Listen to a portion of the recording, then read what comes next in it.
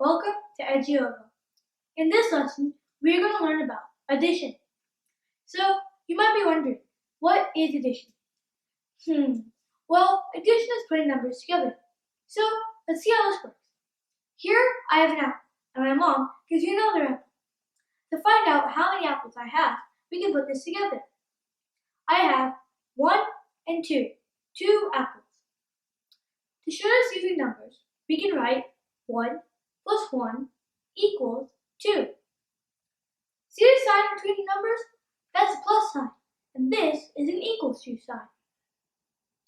Okay, so as you saw, I had 2 apples. Now, let's assume my dad gave me 1 more apple. Can you do some addition and find out how many apples I have now? I have 1, 2, and 3, so I have 3 apples. Again, we can show this using numbers. I have the 2 apples from before and the 1 that my dad gave me. So 2 plus 1 equals 3. Yay! I have 3 apples now. Here's a question for you. How many apples would I have if my grandma gave me 2 more apples? Yes, you are thinking correctly. We have to put it together. I have 1, 2, 3, 4, and 5. 5 apples. So you see, 3 plus 2 equals 5. Now it's time for some practice. Can you tell me what is 3 plus 1? That's right, 3 plus 1 equals 4. Okay, next one. What is 4 plus 2? So, what did you get? 6, right? 4 plus 2 equals 6. Wow, you're getting good at it. Last one.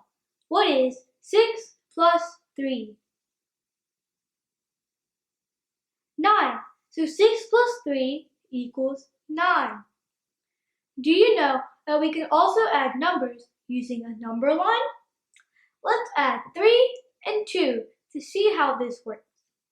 First, we will draw a number line starting from 0. Now, we start at 3 and move forward 2 steps.